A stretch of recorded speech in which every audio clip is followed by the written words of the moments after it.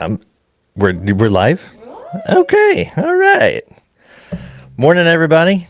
We are live here from the deep dark at Fidelis Creative Agency. Welcome, glad to have you.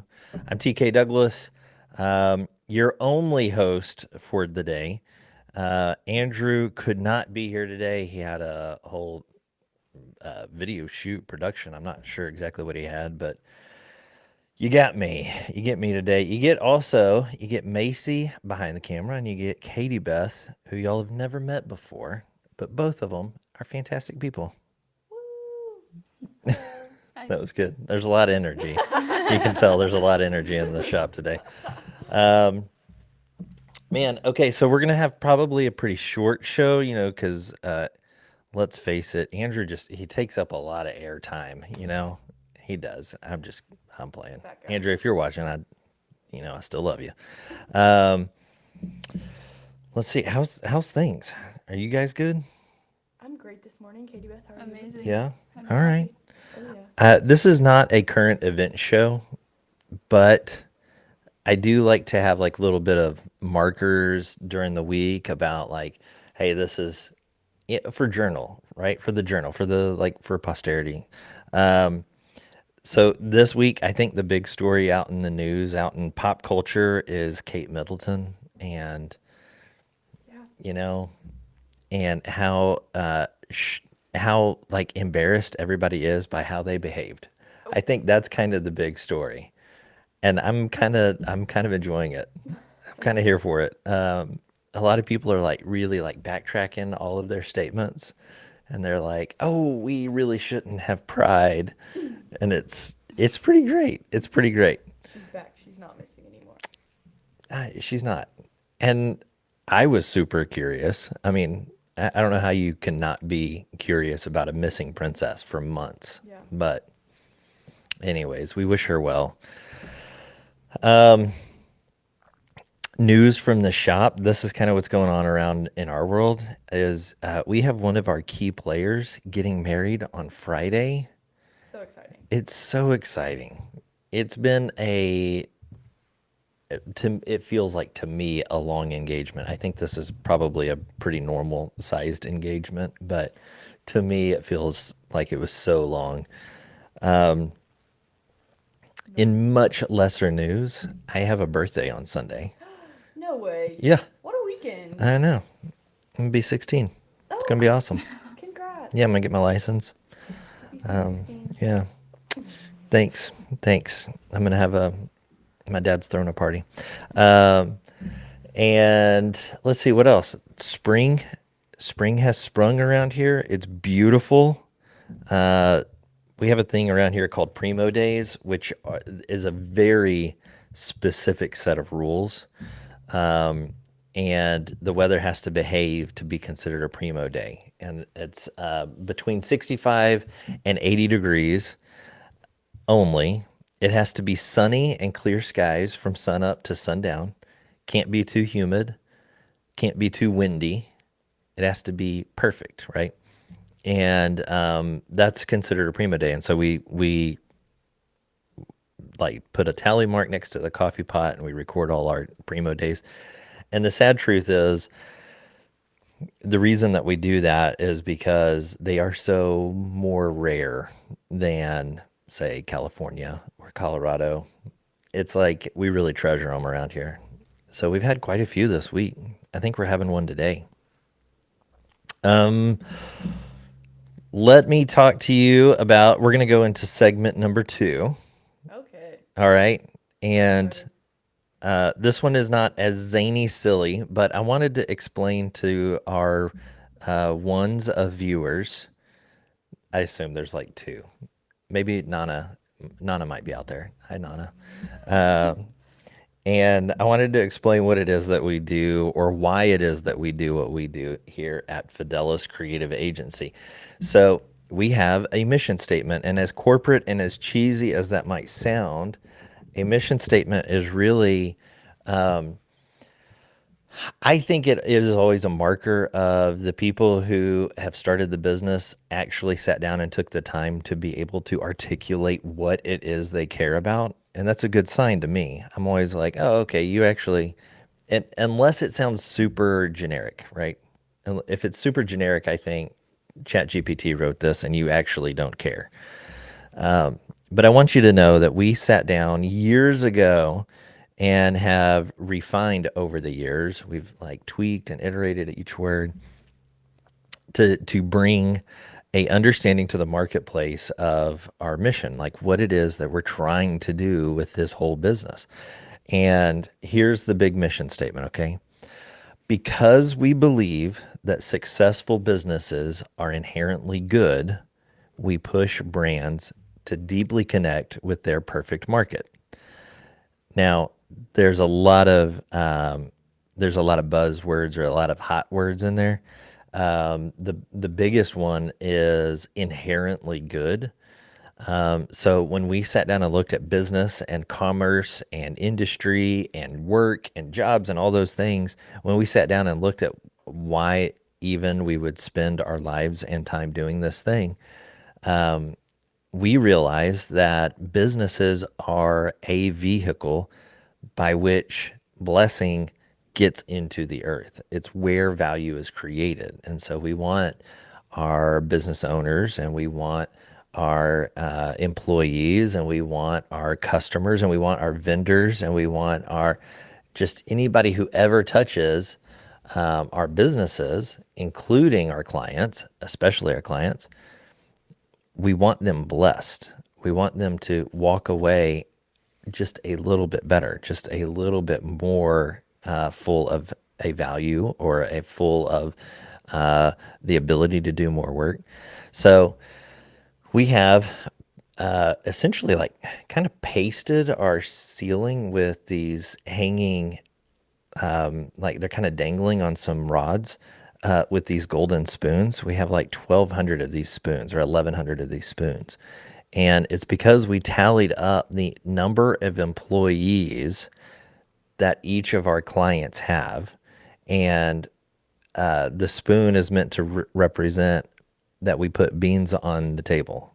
That this is like they're eating you. Yeah, it's clever. But it's like people are actually blessed and they're able to eat and they're able to send their kids to college and they're able to do the thing well because if Fidelis is on mission, we are pushing brands to deeply connect with their perfect clients. So this is the kind of work that matters to us. I want to also tell you about another guy named Ogilvy, who is very famous, and I'm not the first guy to talk about this guy. Many books have been written about him.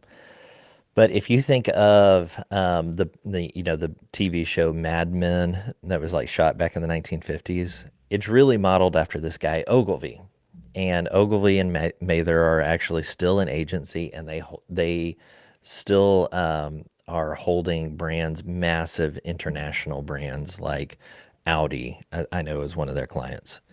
But Ogilvy, if he had when he had a building, it was a high-rise building, and on floor number one, at the top floor, was his office, and then it was his executives, the leadership, and then it was the essentially the people who made magic, right? Like they came in and they had the idea for the campaign, and then they had an art department, and then they had an advertising purchasing department, and then they had administration, and then they had a level for each one of the departments of their business.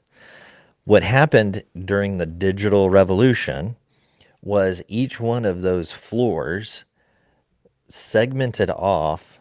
Nobody came into a building and they all became small agencies. And so art became its own agency. And then we had a website creator, and so SEO. And then we had social media. And then we have like your photographers and your videographers. And each one of these now is kind of just massively exploded into a whole ecosystem of different creators and different segments, I guess. The problem is if you are not Audi, but you're like a middle-sized business or a small business, the problem is now you have to go and find all these different agencies, and each one of the agencies is going to put their own spin on your brand, and you're going to have a hard time corralling all of that. So it's going to, your brand is is going to happen is a thing we called Frankensteining. Your brand is going to look a little bit like that photographer and a little bit like that designer and a little bit like that copywriter. And so you get just fractured over time. And so this is why brands currently, this is why they go through a rebrand and they try to consolidate and they try to regain all the momentum. And then it slowly over time it drifts, right? So what we're setting out to do is a 2024, 2020, hopefully 2034 version of the Ogilvy House. We're setting out to be a brand led, brand integrated, meaning we start at brand all the way through the different needs that a business has. So it's a website, we got that. If it's design and logo and brand delivery systems, we've got that. If it's your advertising spend and your campaigns and your SEO and your social media, all those different components. For our clients, this is what Fidelis does, is we're trying to get all of that momentum back in one place. And so it stops Frankensteining our clients. So this is the big why we're trying to do what we're trying to do. We think that businesses are going to be better served that way. That is my big story on Ogilvy. This was my big. I love the guy. I mean, honestly, I'm reading another biography of him. He believed in really long form advertisements, and so you see his advertisements for like Volkswagen, and it's like this much image and this much copy. And the guy was just a writer, and he connected and he drew people into his stories. He was fantastic. What's his timeline? Is he still out there in the He streets? no, he was like one of the first mega wealthy advertising Wow. industry men, and he like bought a French palace or chalet, chateau, yeah, and he I think he passed probably in the 80s Man. as an old man, I believe. Okay. Yeah. But he was around, man. He was. There's this one really great advertisement where it's advertising the bug, and at that point in the early '80s, everybody's like 0 to 60. I go to 0 to 60 in 3.2 seconds, right? And he had at the 60th anniversary of the bug, it said 0 to 60, and it said ... and it said yes. As in, it gets there eventually. Yeah. And at 60 years old. Wow. It was pretty clever. Cute. Yeah. All right. We're going to move into the segment called are we still calling it this? Young versus olds. I like youngs versus olds It works. Yeah, it works. because it'll work for some time. And then all of you will join our side of the Red Rover line. Can't wait to be here. All right, so today we've got Macy and we've got Katie Beth, and they're going to be hosting Youngs versus Olds. And so what this is I have no idea what they're about to do, Yeah. but they've come up with something for this old to respond to. Yep, we've got a meme template for you today. So there's a trend. Okay. There's a trend right now. It's rip and then blank, like some old or some character, basically from a show or a movie. Okay. And then it's like you would have loved, and then something from today that they couldn't have experienced. So, Rip as in rest in peace, or Yes. like rip from and they don't have to Yellowstone. literally be dead. Okay. So like an example that we have. All right. Rip Edgar Allan Poe. You would have loved That's So Raven. He probably would have. Yeah. Yeah. Rip Benjamin Franklin. You would have loved Electricity by Dua Lipa. If you know. that Okay. Yeah. Would he? Would he song. I have? don't know. That one's iffy. I don't The know. idea of it. I was thinking, Rip iCarly, you would have loved Live from the Bunker. Yeah. We could dream. Yeah. Yeah. It's also not that iCarly is exactly history. Exactly. Like I think it's still on yeah, air. It may still be relevant, but it's Reboot. It's just a trend. Yeah. Yeah. So I want to give you some like older characters, and you're Okay. gonna fill in the blanks for me. All right. So, Rip Barney Fife. You would have loved. Oh gosh. Oh, I see. Okay, I get the template here. Okay. All right. Rip Barney Five. Oh man, I love Barney Five. Man, he would have loved Justified. That Timothy Oliphant show. Man, No, nothing. where the Yeah, youngs man. is coming. This is the olds. I love that show. For Barney Fife, I put true crime podcasts. True crime podcast. Only Murders in the Building. Yes. Yeah. There you go. Is that more? What are y'all, Gen Zers? Do y'all know this show? Only Murders Oh in the yeah, I Building. love Yeah, it. is that Okay. the one with Selena Gomez? Yeah. So Rip Barney Fife, you would have loved Selena Gomez. Yeah. He would have. You need Who some doesn't? context for that, She's but delightful. Who doesn't? Yeah. Andy Taylor Andy Taylor from from Andy Griffith. the Andy Griffith Show with the whistling. Whistling. You would have loved Matlock. Matt, That's a Oh, yeah. joke because it's the same man. okay. Man, Andy Griffith Show. Man, so wholesome. He likes fishing. Oh, what is the Charlie Crockett? Andy Ooh. Griffith would have loved Charlie yeah. Crockett. Oh yeah. Do you know Charlie Crockett? You look so confused. You're confused behind the camera. Oh, Charlie, Don't you gotta find out. check We'll out Charlie have to show Crockett. you him later. Man from Waco. So Oh good. yeah, I'll have to find out.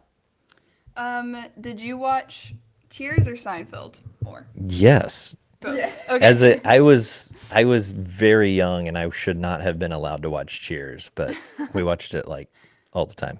Okay. So Sam Malone from Cheers. What would he have liked? The Happy Place. But that's because he's also in it. that. Okay, maybe something more modern. He would have loved Something from himself. our, like, generation, Okay.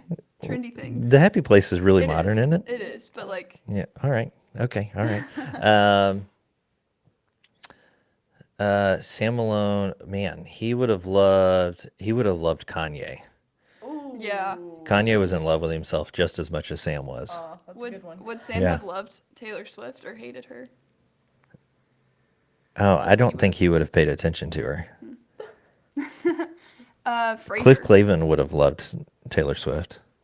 Yeah. Yeah. Frasier. Frasier, loved. a spinoff from Cheers. These are all TV show based. Okay, so Frasier, also a reboot this year. No way. Yeah, they're bringing him back. Didn't know that. I love Frasier's that. coming back. I love that. Frasier would have loved. What's it? Jordan Peterson. I think. You know, the like kind of pop psychology guy, right? Okay. What about? Let's move on to Seinfeld. Kramer. Kramer. Man, Kramer would have. Gosh, I don't know, man. I mean, Kramer would have loved random stuff. Yeah. Kramer was also a victim of cancel culture. Cancel culture. Oh, really? What Yeah. did he get canceled for? He was off his meds, I think, on a. He was like doing a stand-up bit, Richard something, and he went hard racist, Uh-oh. terrible racist. Not good. Yeah, Okay. Well, but he went like on an apology tour and everything. R.I.P. Kramer. Yeah, R.I.P. Kramer. Just R.I.P. leave it Kramer. be. You know. period. Yeah. Okay. Well, let's move to something wholesome. Thanks. Thanks. It's a Wonderful Life. Jordan Oh. Bailey. What would he have loved? Oh man, It's a Wonderful Life is he would have loved Fidelis. I think Absolutely. we're building a little wonderful life here. I think that he would have loved Brian Texas. I think that's what he would have loved. Yeah, That's cute. Yeah, yeah, that's sweet. and maybe Dua Lipa. I don't know. Like I don't know. I don't know what he'd be into. Katie Beth made a really good one for Laura Ingalls Wilder. Oh yeah. From Okay. Little House on the Prairie. Rip Laura Ingalls, you would have loved Chip and Joanna Gaines. Oh, that's true. Oh man, I thought that Chip one and was JoJo. Chip and Joe. Man, they are really crushing out there. They're probably right out there now. watching right now. Yeah. Yeah. Love you, Chip and Joe. You are Chip. We were set up to drink the other night, and you didn't show up, man. That's Oh, terrible. fun. I know. No show. So rude. Do you like any of the other characters on Little House on the Prairie, or are you not as invested? Paw. In that show? Oh man, Paw. Yeah. What would he Come on. have loved?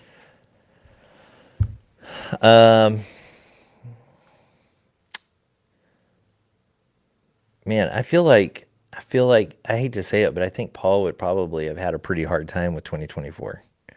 Would Yeah. have put him into a coma. Yeah. He would have gotten canceled. He would have loved Yellowstone, I think. He'd be Ooh. like that dad. That was very good. That was a good one. Yeah. That is a good one. I think he'd be real into it. All right, well, if you've got any other characters in mind, Are y'all gonna actually like make these into a thing now? it's a trend that's happening. Okay. So we're just participating in said trend. Yeah. It's like exercise to make an old guy trendy. It's like work. It's Oh, crazy. you got this. You're so Ugh, nice. I gotta take a nap now. Well, okay. I'm gonna close this out. I'm gonna say join us next week. We're trying to do this 8:30 every Tuesday morning. Next week, I believe Andrew's back. You might just get me again. Apologies. But I hope y'all are having a wonderful week, and I hope it keeps going really well for you.